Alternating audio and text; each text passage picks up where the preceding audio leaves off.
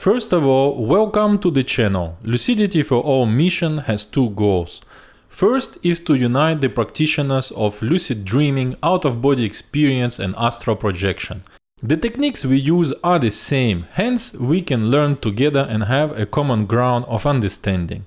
Second is my personal goal to make your lucidity and awareness levels to go through the rooftop, so that you too can have lucid dreams, out-of-body experience and astral projection every night. So subscribe to our channel and activate the notification button so that you are aware when the new tutorial will be out. And now enjoy the ride and let's dive into the subject of today. So, first of all, let's talk about the nature of the phenomenon. There are mainly three streams of practice related to, in my opinion, to the same thing. If you look in the, if you look purely in the scientific stream, something that is related to the brain, our function or capacity of the brain, then it will be called lucid dreaming. And then the other fields that we often hear about, I put them both probably in the same basket, is astral projection and out-of-body experience. Why I put them in the same basket? Because they would be based on the premise that we possess a soul or energetic counterpart before we incorporate in this physical avatar. So these three fields talk about, in my opinion, about something that is very similar in nature and probably is the same thing. Many guys probably will argue with me, but let's look at it honestly and how does it manifest with us. Lucid dreaming will be looking purely in the physical aspect of it, means it's produced by our brain, is the capacity of our brain. And what is the meaning of lucid dreaming? Is dreaming and know that we are dreaming. So lucidity, something that will be synonymous with awareness and hence knowing, to be aware of the fact that we are dreaming. So if you have never heard about lucid dreaming as a combination of words, that is the meaning of it. So that is a big change as compared to the regular kind of dreaming, where you are dreaming but you probably have a beer with a pink elephant, but you only know that you had a beer with pink elephant upon awakening, and that is already too late for a lucid dreamer. You want to be lucid and aware during the dream state itself, and so that is what a lucid dreamer wants to achieve. Astral projection and out-of-body experience. So in this case, the focus is on the astral body or energy body, subtle body, etc. And so so in this case, the practitioners talk about separation. So the physical body will be asleep, and during that time, the astral body, energetic body, the subtle body is separating from the physical body. Okay, so basically we can say this is the three main streams or fields or knowledge systems where it is being practiced. I also direct many guys to look into what Michael Raduga does. So he calls it the phase. I call it the shift. It absolutely has no importance there. So the phase for Michael Raduga will describe all of this, and the shift for me will describe all of that as well. What we can include into all of this as well is sleep paralysis.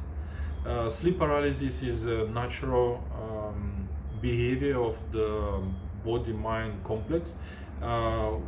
What is it about? Is when we are dreaming, We don't want to have our body running, swimming, or doing some, some movements in bed, because that would be disturbing for our sleep or disturbing for the partner who is sleeping in our bed together with us. So we have that mechanism inside our body that is paralyzing our physical body. It's the muscles that are being paralyzed, but the important thing to know is that the neural patterns are still in place, so our brain is working, and the signals are being sent up until the muscles. So we cannot engage the muscles because they are paralyzed. But if we practice, let's say, skateboarding or skiing or some gymnastics, we actually increase our skills in the lucid dream or out of body experience. By practicing it there, we actually train our body and our mind to perform some skills. So that is important to know. Even though the body is paralyzed, but you could be practicing something physical and increase your skills in the dream state. So sleep paralysis is another activity that it can be included in this. Many people experience it, and often it triggers a fear situation. So they will have to deal with it. So if you continue to learn with what I teach, you will learn how to take advantage of it rather than to be fearful with the situation of sleep paralysis. There are many stories, around this, but the nature of sleep paralysis is completely natural. This we know that scientifically now, and we don't need to be scared about it. What we can include in this as well is other types of experiences. Maybe guys will argue with me there as well. Let's say we take somebody who is meditating for a long time. Usually we meditate, guys meditate sitting for one purpose, to do not fall asleep. But if somebody, let's say, practicing Kundalini yoga and trying to raise Kundalini, and he or she stays for 3 hours sitting down, after reading about Kundalini, knowing what Kundalini is, what is it supposed to do, after 3 hours the person might fall asleep. And the dynamics of the dream state is that the dream state in general is listening to your wishes of what is going on inside your mind. So let's say you take somebody who has some experience unification with the universe, union with universe, or Kundalini rising, or some godly experience, because it's possible. So you can actually do it on purpose. Go to the dream state and experience Kundalini rising. It's absolutely possible. Other types, for example, I think, for example, schizophrenic people who are probably having overlap between the waking state and the dreaming state, and they would be seeing something or somebody overlapping at the same time there. So that is another occurrence of the dream state during the waking state, but that is a condition, so it's not something that you and me we're gonna work on. What else? So many accounts of that sort, not schizophrenic, but for example, maybe we can look into the religious texts, etc., and some other, ghost stories or alien abduction stories. Look at it carefully, and you will realize that in the story, as the story is being told to you, or you read through the story, you will realize that the person is actually falling asleep or waking up after the experience. So that is telling you something there. I'm not saying this is this and this is that, but I'm giving you the ideas, you decide for yourself. So there I come to the main point, is that as you begin the practice with me, I would like you to stop thinking about this is lucid dreaming, this is astral projection, this is out of body experience. For your information, we all use the same techniques.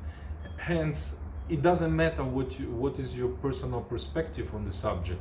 You will be delivered with the experience, and it will be up to you to decide what you think about the practice, how you want to use, and what kind of life you want to build around the practice. So what you're going to learn with me is the practice, and that is the main thing.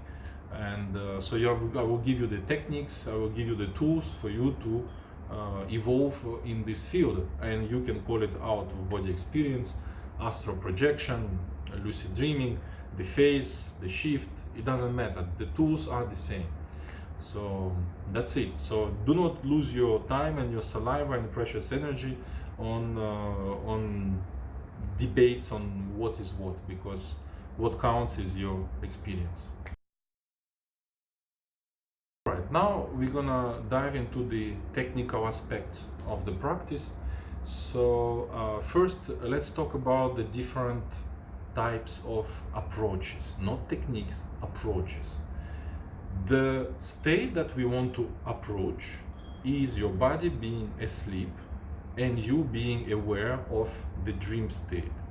So your body must be asleep. So that the consequence of that fact is that you actually go to sleep and you will be in the dream state. So there are only three ways to approach that situation: is to go directly from the waking state to sleeping state, or when you just came out from the sleeping state upon awakening, or with some kind of practice you realize during the dreaming state that you are dreaming, like having a beer with a pink elephant, and then you realize that something is fishy there. So now that you know the three different kinds of approaches, you need to know what is good to begin with. One that is everyone very often people think about is the direct approach. That means you are having a coffee, having a discussion with someone, and you go lay down in bed and you start to practice something with your eyes closed as a perfect meditator. We are not doing meditation here, so be aware of that. And as a perfect meditator or some kind of perfect mystic, you perform some activity that brings you to astral projection, lucid dreaming, etc. So that is the direct technique, direct approach. Sorry, as you can. So that is the direct approach, and it's not the easiest one because number one, it takes a little bit longer time for the induction time. Number two, it's you need to go from waking state to sleeping state, so that has a little bit of a difficulty there as well. And there are many ways to sabotage the direct approach. So it's also for the lucid dreamers. It's called the wild wake induced lucid dream, WILD. So the direct approach or wild, it's not something to start with. But funnily enough, usually people think about that approach or imagine that this is the way to do. Yes, it works, but it's not something for you to start with as a beginner, and it's much better to work on it when you have 50 or at least 100 of experiences, and then you move to so you get to pass through the not to pass through the gates, but to experience some kind of transitions, some kinds of separations. You will see soon enough that separation is not really a separation, and then you move to the direct approach because you already have some experiences. Okay, then the other approach from within the dream state. So in lucid dreaming is called DILD, dream induced lucid dream, or we can also look at it as something where you you get some kind of programming inside you already that will allow you to trigger the recognition of the dream state. Let's say you have never heard about it, there is a little chance that you have that in your system for you to help to recognize that state. But just the fact that you have been listening to me today is already putting an information inside you to tell you that it is possible. Hence, it can happen for you to recognize the pink elephant proposing you to have a beer, and you tell yourself, "Oh, this is something fishy. I must be dreaming." The moment you say, "I must be dreaming," you are already in the state of recognition, and hence you could be achieving a lucid dream or astral projection, etc.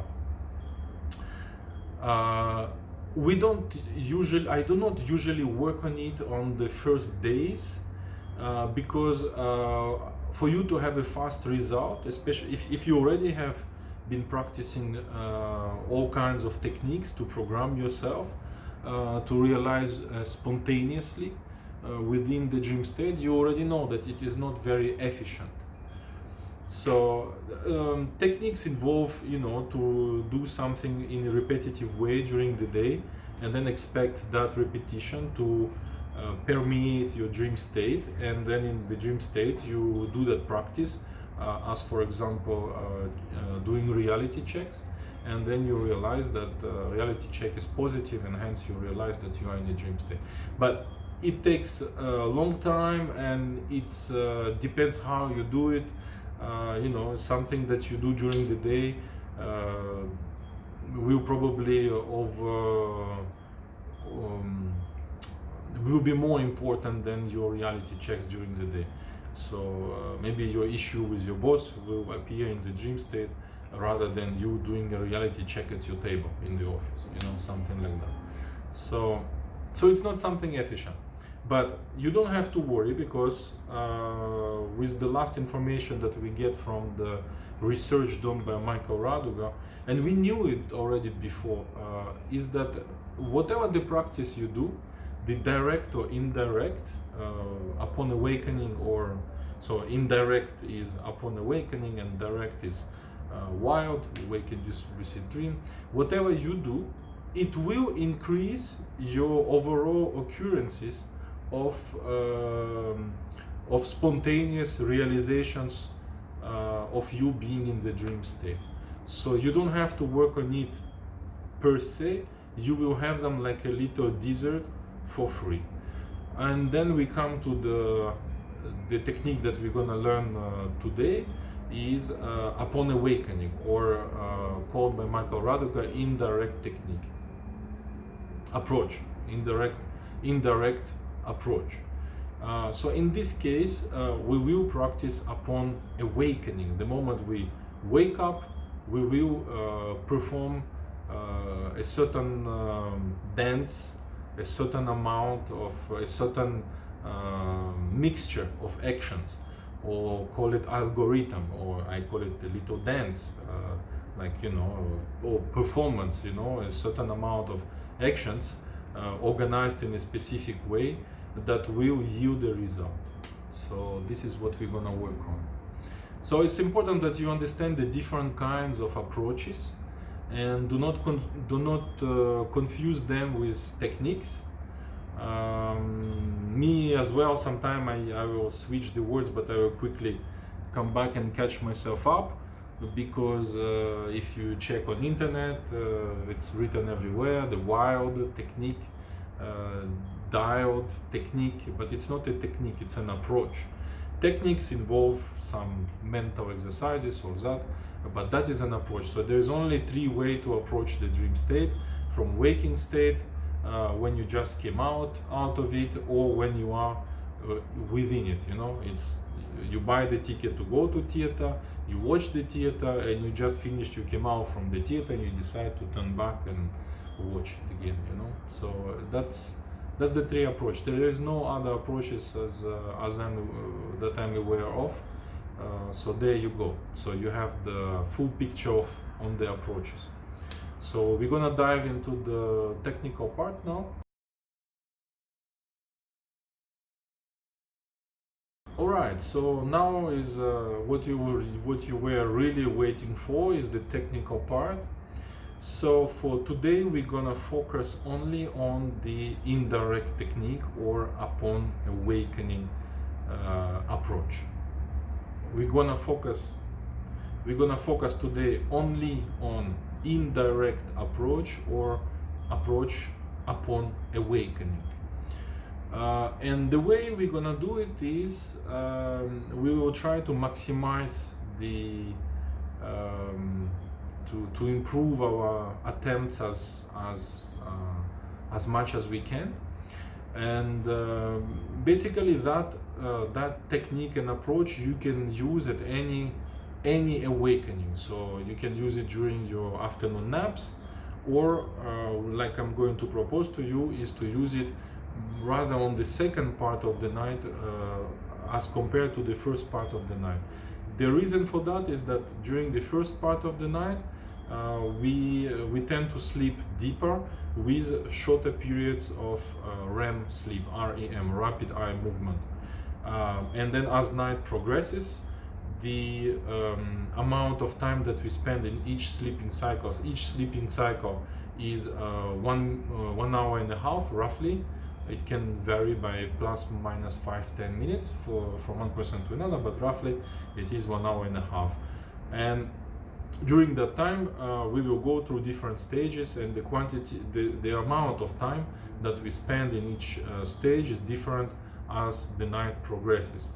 So like we said, in the second part of the night the REM period will increase, and hence we will want to practice it there. But you can practice it at the beginning of the night if, you know, sometime you will wake up in the middle of the night and you just remember what you have to do and you just do it, and you might have success. So it's not the golden rule. But and another thing that we are going to do, that I'm proposing for you to do, is we're gonna do a what is called WBTB technique. So it's wake back to bed technique, which consists of sleeping a certain amount of hours, wake up with an alarm clock, and go to perform some actions, but you have to actually stand up, not to remain in bed.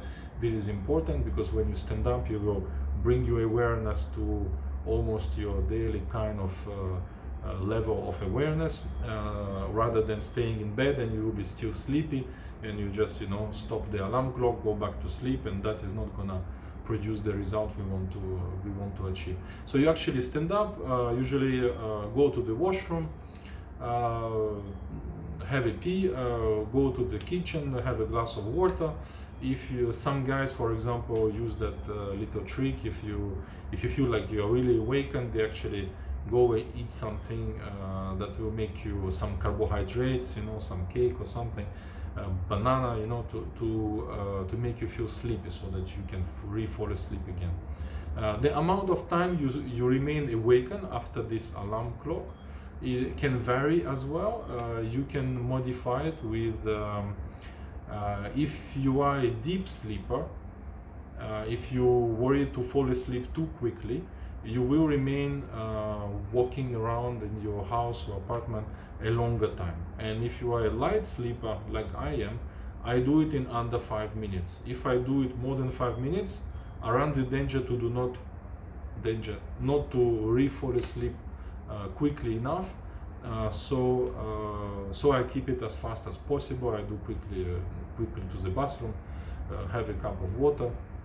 Yeah, don't drink a cup of water too big, because that will trigger you to go to the toilet again. So small cup of water, just to make sure that you don't get dehydrated, and that is enough.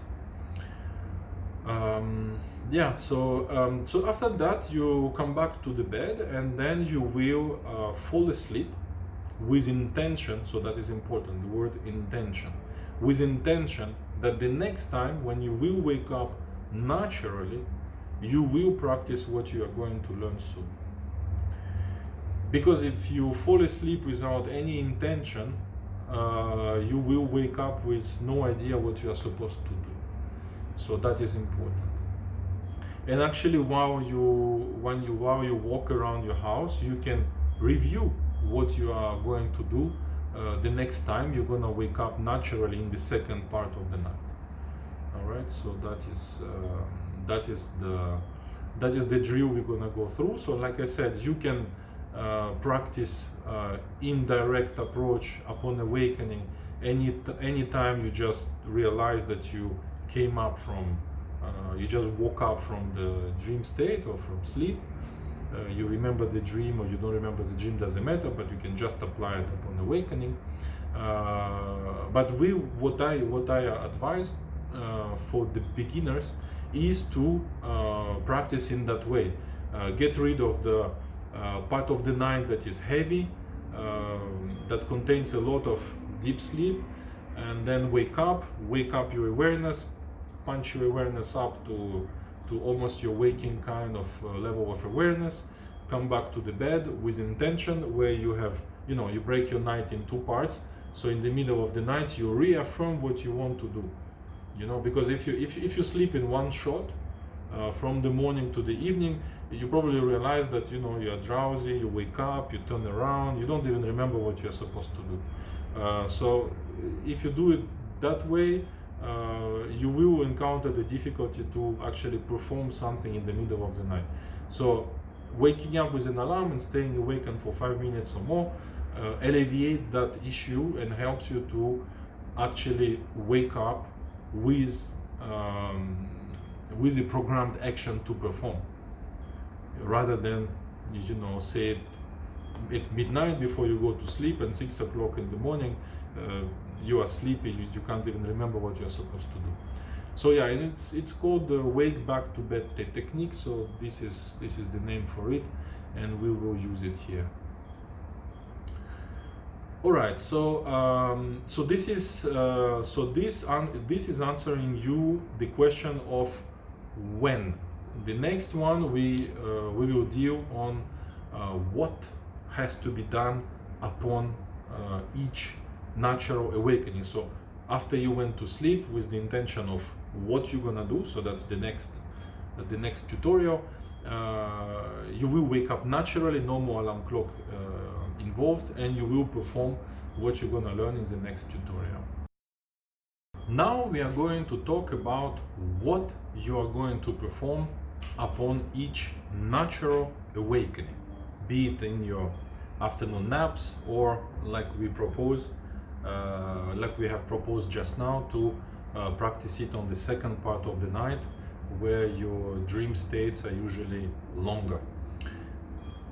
So we will break it in two parts. So it will feel weird for a while, because I will need to explain to you what is a separation, and then we will talk about the technical parts, techniques, and but when the techniques work, you will need to perform a separation. Hence, I need to explain to you what separation is before the technique. So while I talk about separations, you will feel a little bit weird because you don't know when to separate. So do not worry, we will discuss separation first, and then we will talk about the techniques, and then we will put it all together in a little dance, in an algorithm, in a systematic way, one action after another, for you to perform. All right, so separations. First, you need to understand one thing, is that the word separation is one word that I do not really like. The reason for that is that it is not really a separation. It doesn't matter if you are learning it from the field of exploration of lucid dreaming or astral projection or out-of-body experience. You will agree with this very strongly and quickly. With a few experiences you will know it, is that once you are in the right state, or you have phased in, phased out, tuned in, out, or you have shifted, all you have to do is to stand up, and you stand up as usual. There is nothing fancy, there is nothing complicated about it, and there is no feeling of separation, or when we say separation, is as if, like a snake changing skin, or a crab changing exoskeleton, you know, they're like coming out from there. But it's not happening like this at all. Once you are in the right state, all you have to do is to stand up. Okay, so just different types of or different ways to separate or to stand up. Stand up from where, or separate from where? It's probably better to say separating from the bed, because you practice in bed. So upon awakening, you will have a feeling of being in bed, even though sometimes you will be elsewhere. You know, sometimes you are floating, or you are on the beach, on the sand. You know, it happens too. But in general, you will be in your bed. So you need to get out from the bed. So how do you get out from the bed? Simply standing up from the bed as normal. So usually once you have shifted in the dream, or you are already in the dream state, you don't need to question yourself how do you stand up. You stand up as normal. So you can stand up just like you stand up every day. You can roll yourself to the left, roll yourself to the right. You can sink into the bed, you can float. So you visualize, you intend. So better word is to intend rather than visualize. Intent is a little bit more pushy than just passive visualization of you floating. If you capture that subtle difference I'm talking about, it's good for you. Use that intent of, you know, you practice skiing. You are not just visualizing, but you're really in there. Almost you want to twitch sometimes, because your visualization is not just passive, it's more becomes active. So in this case it's the same. You're kind of you will yourself up to float up, or you will yourself to sink into the bed, you know, something a little bit more active rather than passive visualization of something. You see what I mean? So, and you can do a somersault, you know, your legs going backwards, and any kind of other fancy way of getting away from the bed. Why you want to do a separation? Why do you need that rather than staying in bed and watching at the beautiful sailing of your room, which will be boring? Or if you are lucky, you are looking at the sky.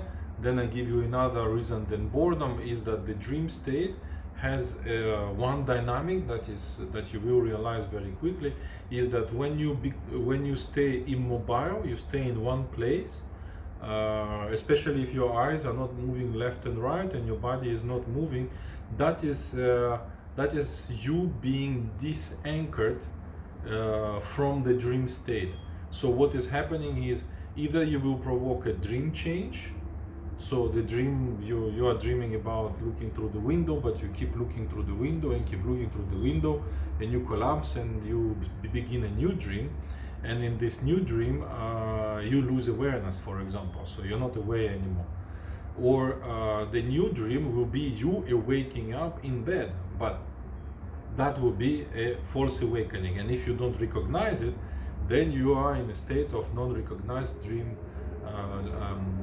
awakening. So it's a false awakening, non-recognized, and too bad for you. So you need to always get, by the way, you need to always get ready to recognize the false awakening. And personally, I try to maintain a habit of never trusting an awakening, and always performing a reality check at any kind of awakening. Even if you didn't practice anything, you just wake up, make a test. You know, we will talk about different types of reality checks later on. So yeah, separation has absolutely nothing complicated in it. There is something that is called difficult separation. So what is it? Is that you will feel kind of heavy. I don't want to pronounce the word sticky, because sticky is sticky to something, sticky to the bed or sticky to the body, and I don't want to pronounce this. I prefer to say heavy, just heaviness. And in this case, the general advice is fight it. So all can go. If you have one hand that is already out of the body and one hand is still in the, you are perceiving it as something that is heavy, can't come out, or stick into let's not avoid the word sticky. So you can grab the other hand with this hand and take it out. If it's your head, if my hand are free, I grab the hair and I pull my head by the hair. If I have a curtain or something, I grab the curtain and I drag myself out of the bed with. So basically anything goes. You can push yourself against the bed and put yourself out. You know, sometimes it's the legs, sometimes it's the upper body that is a little bit heavy. Okay, and my personal view on that. So you will need a little bit of experience to understand my viewpoint there. Is that sometimes you will encounter a kind of double presence of yourself in two different places. With enough experiences, you will have a double input. You are being in the dream state somewhere, and you have the input of your physical body in bed, sleeping, doing something. So what happens in this case, especially if by accident you open your physical eyes, what is going to happen? Let's say now you are looking at me, you are listening to me carefully, and at the same time, let's say your physical body is like this, and you open the eyes, and what do you see? You see probably the bed sheet in front of you. Maybe you see another pillow, and you see maybe the prolongation of your hand in front of you. But as you talk to me, that image is in front of you, superimposed in front of you, looking at me at the same time. And what happens is you turn left, and that hand turns left with you. Turn right wherever you go. So it's very annoying. I do not see any value of it, of having double input. It sounds crazy, but we are capable to be in that kind of experience. But I don't see the value of seeing what the physical body sees while you are doing something completely different in the dream state. I find it more disturbing than anything else. So usually, if your eyes are open of the physical body, close them and try to completely focus, anchor yourself in the dream state. So what I'm saying in relation to the difficult separation is that it's this double thing. Your physical body is feeling heavy. So that is the kind of difficult separation. It happens, but it's rather rare. Usually you will be capable to just simply stand up from the bed or float up or sink in, and that's it. That's all you will have to do. But if that happens, remember what I told you, fight it by any means, or you need to fully focus on your dream body, astral body, whatever you want to call it. You see, so and why it doesn't move in this difficult situation is that because we are usually programmed to move our body in habitual way, while in the dream state it is your intent that is moving you. So to practice that intent, I give you a small exercise. So that is for the future, it's not for tonight. It's in the future. Just write it down somewhere to remember how to practice your intent, what intent means. So when you are in this difficult separation in the future, move your dream body or astral body with your intent. And to practice your intent, here is the little exercise that I'm gonna give you. What you do is in the future, while flying, prevent yourself from using your hands or legs or anything, and move yourself in space just with your mind. So you don't need to to go left. You don't need to do to push with your hands to the right, or curve your body in a certain way to go left or right, to steer yourself in the air. So you can sit like a monk in a lotus position and fly left, right, up and down, and hence you will practice how your intent is commanding your movements, and you need that movement during that separation time. So in general, your intent will be well translated into the movement even in the dream state, but sometimes it gets a little bit difficult. So your practice of flying and understanding the dynamics between your intent and the movement will help you to have a more smoother separations. So actually, when you fight these difficult separations, is you are trying to uh, to express your intent in grabbing the curtain or something like that. So that's it. So, but in general, let's say you will have easy separation once you are in the right state. All you have to do is to stand up. Personally, I do not do any more rolling left, rolling right, floating up, down, sinking. I simply stand up, and that's it. Very rarely I have to deal with floating or something like that. Just stand up, and that's all you need to know. So if you don't have experience, it sounds funny, but trust me, that is all you will have to do. All you need to know now is when to stand up. So that is the next part of what we learned today. Now the techniques. So techniques, there are hundreds of them. What you need to know is in general how technique work. I want you to look at the techniques as a detector or a radar, rather than a magic wand that brings you to a magic world, Alice in Wonderland. The reason for that is that I remember myself, and when I communicate with beginner apprentices, I realize that sometimes a cloud of mystery goes around the subject that can become a barrier for you. So to remove that barrier, look at the technique as a detector. Detector of what? Detector of you being in the dream state. So all the techniques, whatever they are, I will give you some that are really simple and hence powerful, because their simplicity makes them powerful. But the way you need to look at all the techniques that you read or find or somebody tells you, you need to know when the technique works. And when the technique works, basically what the synonym of technique working is, technique is detecting you being in the dream state. So this is how you have to look at it. So, and it doesn't mean as well that if a certain technique is not working, is not detecting, you see, that is very different. Not working and not detecting, it's not because you didn't detect that you are in the dream state that it means that you are not in the dream state. And this is very important to know. And especially a small detail that not very often mentioned is that the dream state often starts without the visuals.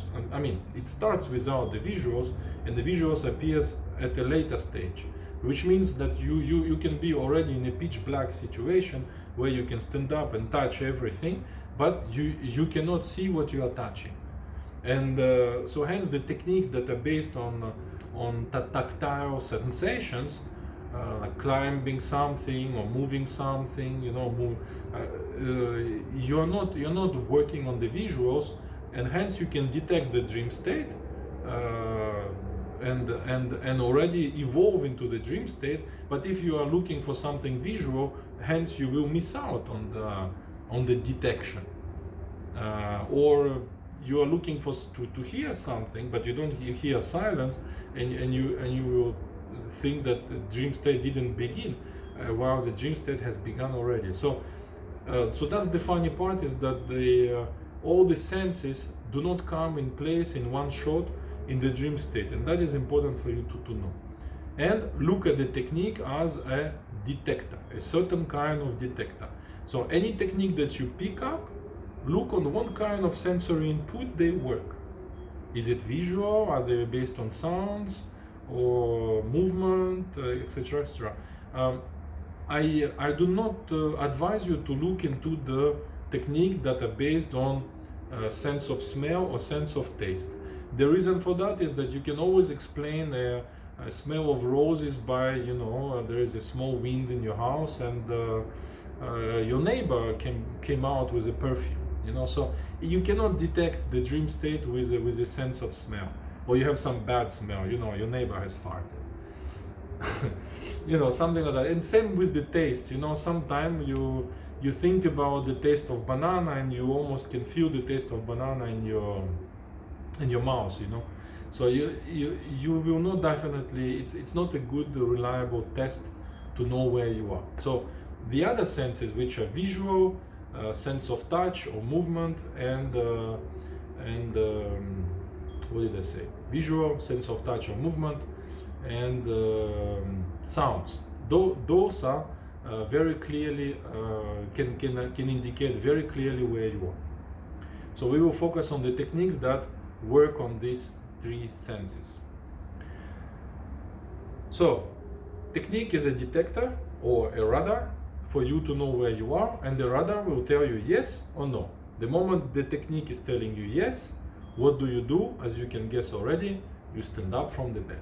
So you do the separation, and you already know how to separate. It has nothing complicated in it. So now let's review a few techniques. I will give you a few. Like I said, there are hundreds of them. We will go with the most simple ones because they are simple and it's more powerful that way. So one that is very famous is based on movement. So when you wake up, so you can work with the movement of any part of your body, but I will work with the movement of the hand. So when you wake up, you have a body image, very clear body image of where you are. Your hands behind, or like this, or like that. So you immediately upon awakening, you find where your hands are, and you can focus on one hand. You can focus on the leg or even your head. It doesn't matter. And what you want to try to do is to move your hand without moving the muscles. So I like also to give a synonym or metaphor for that, is that you move the imagery of it, or you push your hand with an intent, but you don't engage the physical hand. You don't engage in muscle. If by accident you triggered a small movement, do not panic. Just calm yourself down and continue with the technique. So the way you want to move your hand, you can move your hand up, or you can move it to penetrate the mattress. You can also move it to the left, to the right. You can rotate right, rotate left, move in any kind of direction, you know. So anything will do. What you want to achieve is from you trying to move it, or actively visualizing your hand to move, or actively engaging your intent to move your hand, but it's not moving yet. You will arrive at a situation where you are feeling real movement of the hand, but not the hand that was laying down in the first place, another kind of hand. So that this way you engage into your dream hand, astral hand, whatever you want to call it. So once you have achieved an important movement, not just a small movement, but quite an important movement, quite a degree of freedom, you stand up with the feeling of that hand that is already separated from your, from your body imagery of your physical body. All right. So this is a technique that works on the sense of touch and sense of movement. All right, and then another technique. Another technique that you can work on is the technique based on visual. So what you're gonna do is you're gonna focus on your closed eyelids. Of course, when you wake up, your eyes are closed, obviously. So you focus on what can you see behind your closed eyelids. So it is an observation. It's not a visualization. You want to see what is already there. So you're not trying to create an image. So it's a different exercise when you try to create something. Here you just observe. So passively observing the imagery behind your closed eyelids. If you see some shapes going in and out, or you already start to see the contours of a being, a human being or an animal or a creature, that means the technique is starting to work. So the technique has worked when within a few seconds you start to see something that comes into focus, more or less comparable to the waking reality as you know. So not something in the mist and cloudy and where you wonder is it okay or not okay. When it's okay, you will not wonder anymore. It will come and focus exactly like it is right now. There is a small trick of how to observe the imagery. Do not focus on one spot in particular, especially if you started and it was just shapes and then something started to appear. And you focus, or you turn your eyes to that particular object. Instead of doing this, observe the whole imagery in its global. Like you are looking at me right now, but around me you can see different things, and beyond the screen where you look at me, you can see also the rest of your room or wherever you are. You see, so you look at me, but you are also aware of all the other things around. All right, so this is the way to look at it. And so if you have shapes or contours or something starts to come and focus, that means the technique is working. So in this case, you stay on that technique and you keep observing that more and more intensely until it comes into focus. Two things will happen. Either you will get absorbed into the imagery and then you do not have to separate because you are already in the dream state, wherever it has brought you to, or you will be still in laying down position but in a different place, and in this case you will need to stand up. So let's say you were practicing in your bedroom, in your bed, and you start to observing imagery, and then you are transported to a long chair on the beach where you see the morning sky or the evening sky, and you know, the sea, the sound of the seagulls, etc. But you are still laying down. In this case, you need to stand up, because remember I was giving you the example, you cannot stare at something for too long. So if you are laying down and staring at the beautiful sky, you will provoke a dream change, or you will have a premature awakening. So you will still need to stand up in this case. But if you are standing up already, you go on with what you want to do in the dream state. All right. So remind that the movement of the hand works when you have detected a slight movement and you try to increase that movement. And when the movement is big enough, you separate, you stand up. You begin with the technique of observing imagery. If you have some imagery appearing, you continue with that technique until it comes in focus, and you continue. But if you are if your hand is not moving, if you don't feel any kind of real kind feeling of movement, then you move to another technique.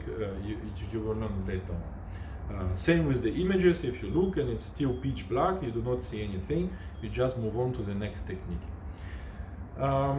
Another technique, so we had, you see, we had sense of movement, we had sense of the visual sense, and now let's move to the sense of sounds. So for a few seconds you will focus only, so very important is that in any technique that you use, if you focus on the movement, do not focus on anything else. Focus only the movement, the touch. If it's only visuals, you only focus on the visuals. So in this case, we're gonna focus only on the sound. So you bring your attention on what can you hear. And the technique works, so you notice each time I tell you when the technique works. The technique works for the sounds when you detect a strange sound that is not supposed to be there. Strange sound that is not supposed to be there includes somebody slamming the door, smashing window, broken glass next to your bed, somebody is drilling the wall 4 o'clock in the morning, some repair works all of a sudden, middle of the night, you know, something like that. Your pillow talking to you, a conversation of people next to your bed while you sleep alone or with your wife, and there is 2 men talking to each other, you know, some scary sounds, God knows what, you know, all of that kind of strange thing that is not supposed to be there, you know. Or your kid is coming to tell you, Papa, let's let's go light up the fireworks, and it's 3 o'clock in the morning. So this is something where you have to be lucid enough to detect that this is something that is out of place. Okay, now, so that is when the technique works. There is a little bit like with the visual observing images technique, there is a little trick on how to do it in the best way. Okay, scientifically we know that, for example, when you are listening to a piece of music or orchestra, you cannot hear all the instruments at the same time. So because we want to detect one strange sound that is hidden among 10 strange sounds, you might not notice it because you are listening to everything at the same time. So what you're gonna do is, for a fraction of a second, you will focus on one sound that you have detected, you acknowledge it as normal, and you move to the next one. So let's say you hear the fan, normal. You hear the motorbike outside, normal. You hear your partner snoring, normal. You hear somebody slammed the door, okay, that's not normal. So, but now I explain it's a long time, but when you are doing it, you do not stay on 1 second for 1 second. You do not stay on one sound for 1 second. You stay on one sound for half a second. If you can screen 3 sounds in 1 second, better. 2 sounds in 1 second is quite human. Usually at night is not an orchestra, right? So if you have 5 seconds, you will be capable to detect 5 to 10 sounds easily, to find out if there is something strange. So if you have detected something strange, immediately get up. One small note on particular sounds that do happen and are very common, they keep coming back. So there is this high-pitched sound, a little bit like the tinnitus, I don't know how you pronounce it in English, you know, with the high blood pressure, the ears are ringing, so you have that and it's a rising sound, so it's and often it's finishing by a pop. So personally, when I hear the pop, that's it, I know I have already shifted, all I have to do, stand up. So if you hear this, you know, sometimes the sounds are also coming from inside, and it's a kind of a rising sound, or it can be it can be rising from the somewhere middle of your body to the top of your head. Some guys reported going the other way around. So if you have this rising or going down sounds, internal sounds, so now it sounds a little bit funny, but when you experience, you will know. If you have these sounds internal, or this high pitch with a pop, or anything strange, stand up from the bed. Alright, so like I told you, there are hundreds of techniques. So I gave you already 3 techniques that work on 3 different senses. So you can work on these 3, and you can add up anything else that you like. I just give you another 2 examples. But there are techniques, for example, of you climbing a ladder, climbing a rope. Some guys, for example, playing piano, they will visualize themselves playing piano until they actually feel the piano. Then they stand up, or they stamp from the chair where they play the piano. Unless they play the piano laying down, then they stand up from the bed. Once you feel the chord, well, you are on the chord somewhere, you try to, I will give you some techniques in future tutorials how to visuals come into place. So if you feel the chord, you know where you are in the dream state, you know. So there is a plethora of techniques. Basically, you go from something that you visualize, you try to create, to the actual feeling in terms of senses. Visually, you are seeing something, just like you are seeing in my hand. If I try to make a hand appear in front of my eyes, I want to see that hand. Look at your hand right now, and you want to see that hand. So it's a real hand, as real as it gets, not something that is in your mind. So I want you to make the difference between, if I tell you apple, right now you have seen inside your mind an apple, but you cannot touch that apple, you cannot take it, you cannot bite it, it's in your mind. If I tell you ice cube, you have seen an ice cube, big, small, melting alone on the table, in a glass, however, wherever. But it's not an ice cube that you can take, you can put it on your hand, you can feel it. No. So the induction techniques we talk about, the radars, they are the actual ice cube that you take in your hand.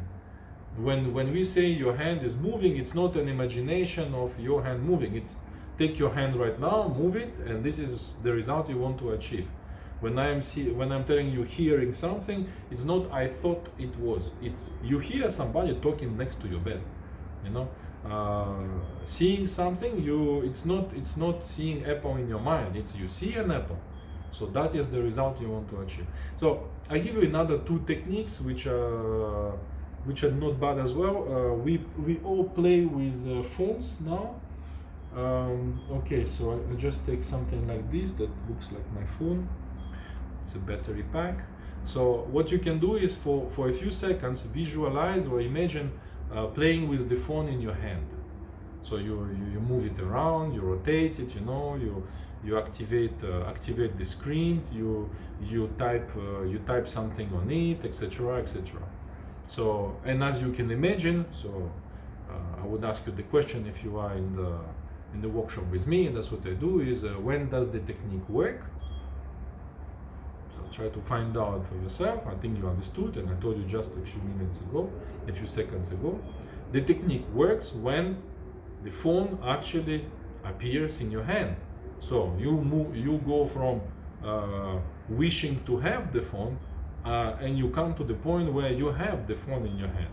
And what do? Of course, you stand up, you separate at that point of time with the feeling of that phone in your hand.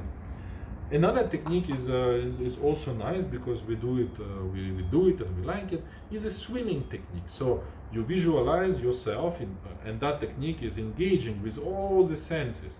You visualize yourself swimming in the ocean, in a lake, in a swimming pool, wherever, and you can engage in terms of all the senses. Sense of touch. You can feel the waves. You can open your eyes if you are above the water, underwater.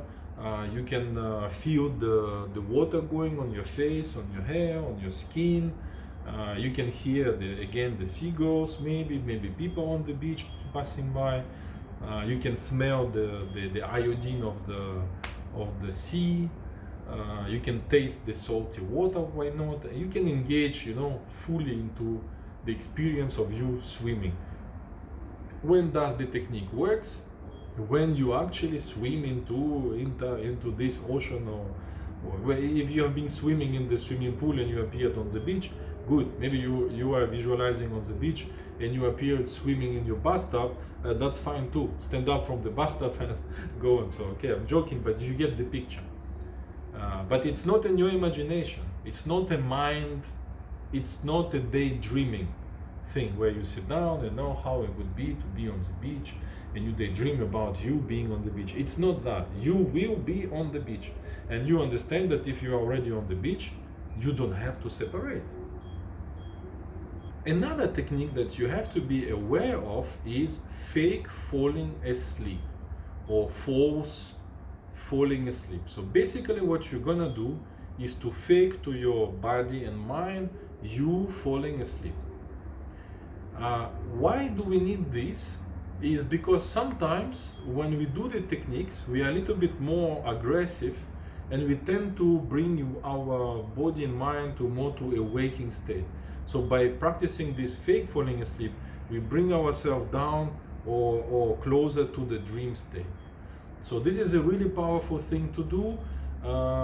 When we usually explain and you are listening for it for the first time, it will sound a little bit weird. But as you practice, so what I want you to do is to practice and come back to me and with your understanding of fake falling asleep, when you come back with the feedback, and I want to hear how you understand the fake falling asleep. So I'm gonna explain to you the best I can. After this, you practice and you tell me how it is for you, and we try to make you go further with your understanding. So basically, you want to create zero activity in your mind. You want to fake it the best you can. If you are trying to fall asleep and you think about your problem with your boss, you can't fall asleep. If you're thinking about the stock market, you will not fall asleep. If you are thinking about it's hot, it's cold, and it's cold, it's hot, I would like to do lucid dreaming, astral projection, you might not fall asleep. But you know very well by experience, I'm sure you can relate to what I say, if you quit on everything, by experience you can remember in the morning, okay, once I stop thinking, I managed to fall asleep. Okay, I do also this, you know, a kind of theatrical representation of what falling asleep means. Okay, with my face, how it looks like, it's, you know, something like this. I quit on everything, even including the idea of me trying to achieve a lucid dream, astral projection, etc. Even that. There is one little danger with this technique, is actually to fall asleep. So when we will be using it in a short while, in a little dance that I'm gonna explain to you, you must be careful somewhere behind in your background, in your mind, to always remember that it is a fake falling asleep. But it must be a good fake enough to be efficient. So you fake it really well. You don't do it for a very long time, only 5 seconds or so. But during these 5 seconds, be careful to actually not to fall asleep. Okay, so now you have 5 pure technique and 1 extra technique of fake falling asleep. So you have this 5, but these 5, like I say, you have hundreds of them. Imagine yourself running, flying, washing dishes. You know, if you like, you have some activity that you do every day, indulge into visualization of this activity until this activity replaces for real your visualization or your intent of producing that activity, and the fake falling asleep. So now we are going to put it all into a little dance or algorithm or a systematic way of how we're gonna do things as a beginner. So we will not try to make it complicated, we make it as simple as possible because it's the first time you're gonna do it. In the future we will make more possible, we will make room for more possible way for you to have flexibility without this little dance, to even more increase your success rates in induction of lucid dreaming, astral projection, out of body experience. So the first thing that we're gonna do, so remember, we wake up with alarm, stand up and fall asleep with intention to do what I'm going to do, what I'm going to explain to you now. And then upon each natural awakening, what you're gonna do the moment you wake up, number 1, if possible, so program yourself during the falling asleep, tell yourself, I will try not to move your body. If you moved your body, that's fine, still proceed to the technique. It doesn't matter, because you could be in a false awakening and you'll be accusing yourself of having moved, but you actually move your dream body and not your physical body. So whatever happens, you still perform what I'm going to tell you. So upon awakening, try not to move the body. If you moved, that's fine. Immediately try to imagine yourself being in a different place. Basically, you are trying a teleportation. One good place to be is the bathroom in front of the mirror. The reason for that is because we go there every day, so everyone knows how his bathroom looks like. But you can replace it with another scenery of your choice. So for 5 seconds, so the timing is important. The moment you wake up, 5 seconds, you give yourself 5 seconds to envision yourself actively being in a different place. Actively, you are standing there, you are touching the water if you have, opening, making some activity, feeling the cold air of the bathroom, etc., etc. for 5 seconds. If you have been transported in these 5 seconds to your bathroom, your activity is over, you are already in the dream state, and you proceed with what you want to do. If this teleportation visualization didn't work, what you're gonna do is you will try to stand up, roll out, left, right, float, sink in, or simply stand up without using your physical muscles again for another 5 seconds. If you didn't manage to stand up or move any of your limbs, then you will proceed with 2 techniques that you're gonna choose. I gave you 5 main techniques, you choose 2, and you choose techniques that access different kind of senses. So do not use 2 techniques that are based on visualization, on visual, like observing images and then making appear an apple in front of you, or your hand, or sounds, or touch or movement, and then the hammock technique. It's all based on touch. So use, for example, visual and sounds, visual and movement. So let's say we choose movement, so movement of the hand, and visual. So we choose these 2. So 5 seconds of teleportation, envisioning in a different place, 5 seconds of trying to stand up immediately, then you do 5 seconds of movement. So you will create, after this initial 10 seconds of teleportation and trying to separate immediately, you will put a cycle of 15 seconds there, one small cycle, 15 seconds of technique number 1, technique number 2, and the third technique will always be fake falling asleep. So 5 seconds of movement, trying to create a movement, 5 seconds of observing images to see if something comes out, and if nothing has worked, 5 seconds of fake falling asleep. And immediately after, you will repeat that cycle 1 more time. You see, so it goes like this, and 1 more time, and then you repeat another 2 times. So it will be 5 seconds of teleportation, 5 seconds of standing up, of separation. If anything has worked, you don't continue with the rest, and then you do 5 second movement, 5 second observation, 5 second fake falling asleep, 5 second movement again, 5 second observing images, in 5 second fake falling asleep. So that's already two cycle, and then 2 more cycle, movement, observing, fake falling asleep, movement, observing, fake falling asleep. So overall, you will be around 1 minute. And the last cycle, you don't do fake falling asleep because that's the end. So you will do only movement and observing images on the last cycle, and fake falling asleep you don't need anymore. So if you didn't achieve at the end of this 1 minute, you will fall asleep again with intention to dance this little dance, to execute this algorithm 1 more time upon your next natural awakening. Alright, so I repeat it maybe 1 more time, just to, repetition is the mother of learning. So upon awakening, natural awakening, try to do your best to do not move your body. If you move, you still perform.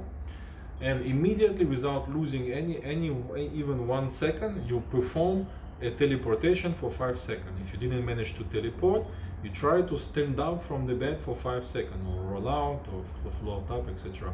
If it didn't work, then you move to the cycles of 15 seconds, which will be your first technique, choice of your first technique, 5 seconds, choice of your second technique, 5 seconds, and you always finish up your cycle with a fake falling asleep. And you repeat this cycle of 3, 1, 2, 3, one first technique, second technique, third is fake falling asleep, another 3 times, but on the third one you will not do the fake falling asleep, because that will be the end of your algorithm. 2 important words before I'm going to train you soon, so you can start to prepare yourself now into a comfortable position somewhere where your hands don't have to be under tension, somewhere where they follow your body, not too much up, not too much down, something you put them on your knees, something like this, and start to get prepared. Write down two important words in your mind, or take some notes. It's much better. I'm sure you do take some notes of the tutorial. It's important. There is 2 important words: aggressive and passive. How does it work? If you perform the algorithm of 1 minute and you cannot fall asleep after this, that means you are being too aggressive. In this case, you need to be a little bit more gentle during the execution of the algorithm. You're probably being too aggressive there. If you do the algorithm but you don't finish up 1 minute, that means you are being too passive. So you need to become more aggressive.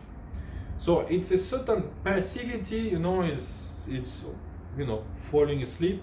Aggressivity, aggressivity is your amount of your presence, of your, you are sharp and present and doing something, and this is quite opposite of some kinds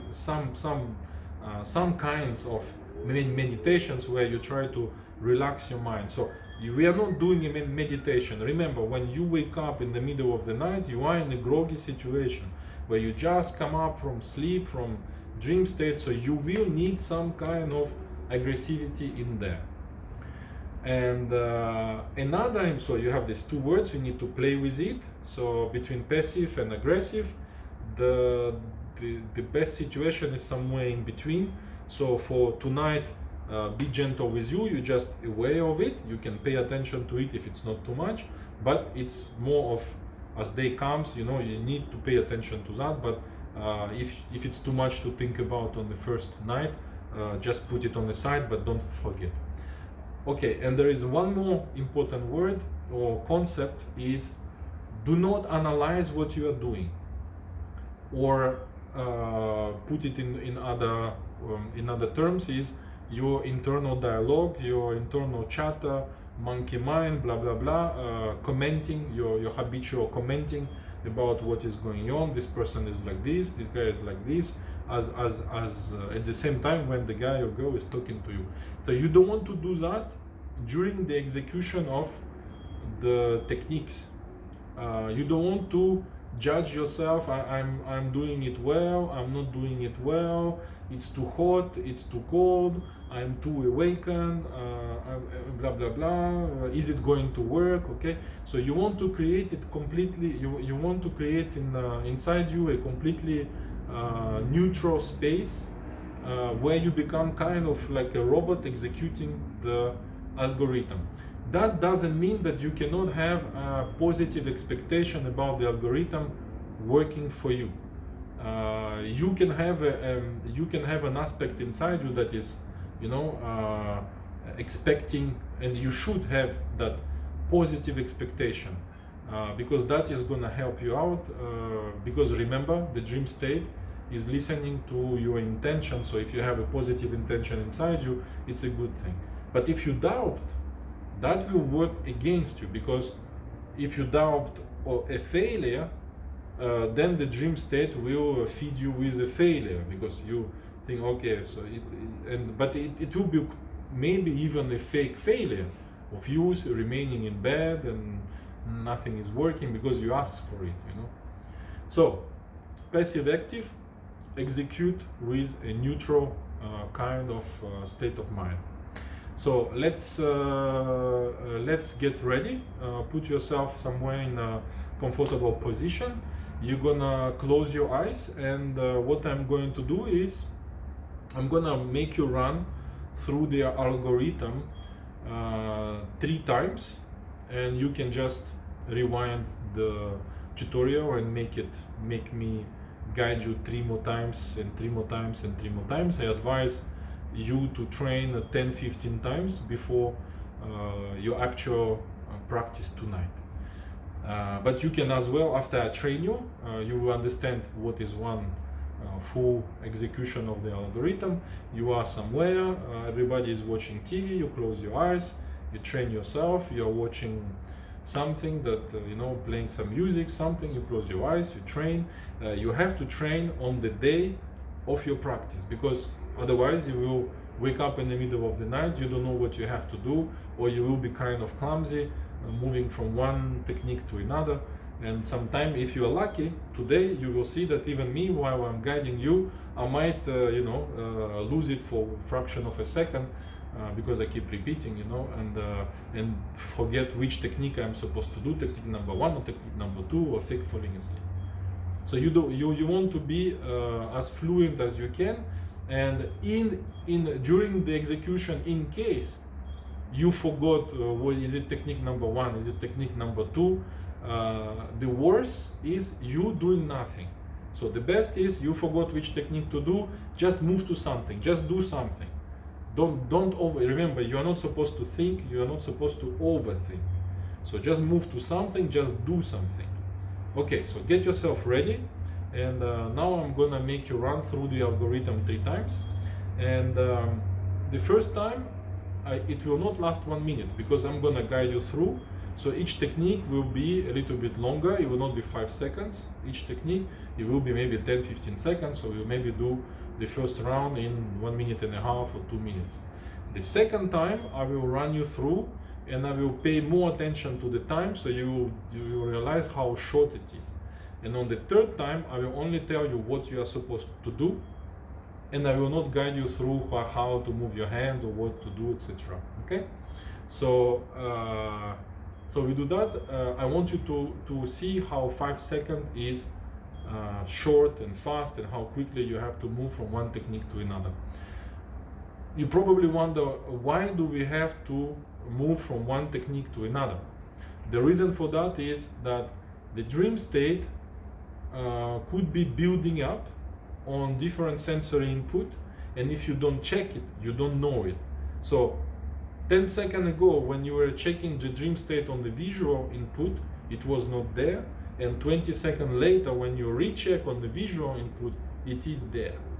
Or the sounds. 20 seconds ago, when you listen, there was no strange sound. All of a sudden, 30 seconds later, when you focus on the sound, bang, somebody closed the door. And for you, is the red alert, stand up. All right, so that is why we move from one technique to another. So in the future, we will have algorithm a little bit more complicated, will be more variety, more flexibility. But for the beginning, I want you to have this simple algorithm with simple steps to follow, because you begin and it's too many things to think about and to follow. So get yourself ready, close your eyes, put your hands somewhere in a relaxed position, and imagine you have been already sleeping for 4 or 5 hours, and then you stood up with the alarm clock. You walked around your house. So make sure your eyes are closed when you listen to me now. You will be exercising now, practicing. So imagine you already came back to the bed with intention to practice the algorithm that you're gonna practice in a very short while. And you fall asleep with intention. When you wake up, you're gonna practice this algorithm immediately upon awakening, with intention, in the best case, to do not move your physical body. So imagine you woke up and immediately you try to teleport. You teleport to your bathroom, and you visualize the mirror. You can visualize the tap. You can feel the coolness of the environment in the bathroom, and maybe when you touch and the water is flowing, you can hear the reverberation of the sound in the bathroom, etc., etc. If you didn't manage to teleport and there was no sign of you moving to the bathroom, immediately you try to stand up from the bed. Try to roll to the left, roll to the right, stand up as usual, sink into the bed, try to float up, or try to just will yourself to stand up as usual. If there is no sense of movement appearing, immediately move to the phantom movement. Try to initiate a movement with your right hand or your left hand. Try to push it up above the mattress, come back to the middle, and try to push it through the mattress. Push it, come back to the middle and push it above the mattress one more time. Above. Come back to the middle and push it towards the mattress again, through the mattress again. Push it down, come back to the middle. If there is no sense of movement being felt, move to the observing images. Look through the closed eyelids. What can you see? Is there any shape, any colors moving in, moving out? Is there any contour? Is there something that you see with your closed eyelids? If there is nothing at all, then move to the fake falling asleep. You abandon all the ideas of you, even you practicing lucid dreaming, out of body experience. You abandon everything, really fake it to your body. I am falling asleep, I'm not doing anything. But do not fall asleep, and immediately come back to the phantom movement. Try to move your hand up, come back to the middle, move it down, come back to the middle, move your hand forward, come back to the middle. Come backwards, come back to the middle. Try to rotate to the right, come back to the middle. Left, come back to the middle. The phantom movement didn't work. Move to the observing images again. Try to see behind your closed eyelids. What can you see? Is there any colors, any contours start to appear? Is there something moving in and out? Is there something that you can see? Look intensely but passively. Is there something going on? If there is nothing going on, move to the fake falling asleep. Abandon all the ideas, even you trying to achieve an out-of-body experience. Just zero your mind. But be careful, do not fall asleep, and immediately phantom movement. Try to rotate your hand to the right, come back to the middle. Rotate to the left, come back to the middle. Move your hand up, come back to the middle. Move your hand forward, come back to the middle. The movement of the hand has not been initiated. Move to the observing images one more time. What can you see behind your closed eyelids? Anything, any shape, any person, any creature, anything, is there visually something more than just darkness going on while your eyes are completely closed? Maybe you see the stars, who knows? You don't see anything, fake falling asleep again. So abandon everything, you just try to fall asleep, you do your best to fake it until it feels real for your body and your mind. But be careful, do not fall asleep. And again, phantom movement again. Try to move your hand up, come up to the middle. Going down, come back to the middle. Move it to the left, come back to the middle. To the right, come to the middle. Forward, come back to the middle. Backward, come back to the middle. There was no feeling of real movement. Then you decide to move to the observing imagery quickly again. What can you see with your eyes closed? Is there, maybe you can see the sailing, maybe some colors, maybe you can see the stars, maybe you see a person, anything which is more than just darkness, any intricate details. Sometimes you get some fractals, who knows. If you don't see anything, so you have achieved 1 minute of exercise, and you decide without you opening your eyes, maybe what you can do is just make a reality check. I will explain to you in a short while what it is. But let's say you did 1 minute, there was no movement initiated, there was no imagery appearing. You decide to fall asleep with intention to practice the next time. You will naturally wake up with intention to preferably do not initiate any kind of movement. So imagine you've been sleeping, and then you wake up and you got so lucky, immediately you try to teleport to your bathroom, try to feel the bathroom in any different way. Didn't work, try to stand up from your bed, try to stand up, didn't work, phantom movement, try to move your hand up or down, left, right. Observing images, what can you see behind your closed eyelids? Fake falling asleep, abandon everything, just falling asleep. Phantom movement, try to initiate the movement, front, back, left, right, rotate left, rotate right. Observing images, look and see what you can see. Fake falling asleep again, abandon everything, all the ideas. Phantom movement, up, down, left, right. Observing images again. Fake falling asleep. Phantom movement, try to move your hand up, down, rotate left, rotate right. Observing images. What can you see behind your closed eyelids? That's it, 1 minute is finished. So imagine nothing has worked, no images has been done. Didn't see any images appearing, and there was no movement initiated. So you decide to fall asleep again, and the next time you will wake up naturally, you will perform the same algorithm one more time. Imagine you fall asleep, then you wake up, and you got so lucky, immediately teleportation, separation, phantom movement, observing images, fake falling asleep, phantom movement, observing images, fake falling asleep, phantom movement,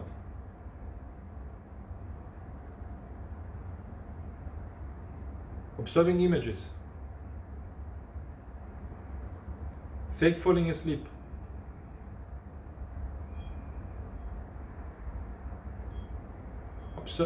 phantom movement,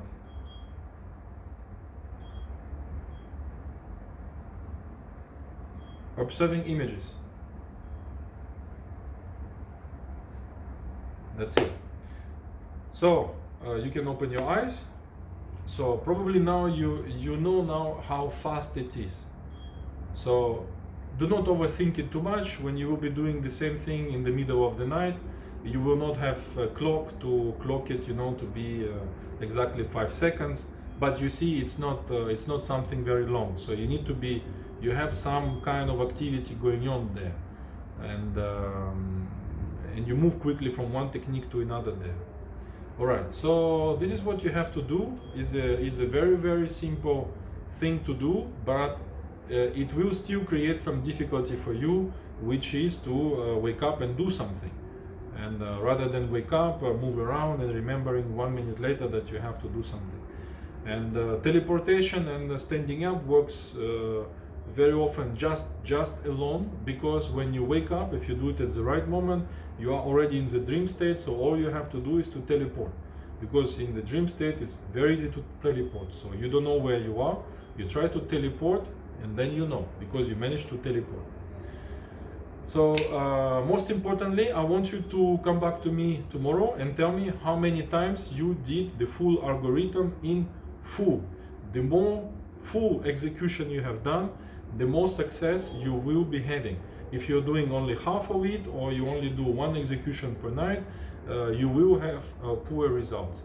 If you do 4 or 5 full executions of 1 minute in one night, the results will be very quick. It will be in one night or in 2 nights, if it's well done. So that's it. You have everything that you need to know. It's simple but yet powerful. Come back to me with the feedback of how it has worked for you, especially how it has worked with fake falling asleep. Did you feel it? How did you play with the importance of being passive and active, and pay close attention on the internal dialogue, the chatter, and do not sabotage your practice with this commentary about what you do, because commenting what you do is not doing. You have to become the technique. So that's another way of putting it. Be the technique, be the hand moving. Okay. So okay, I think enough of information. Now go on. I wish you successful night.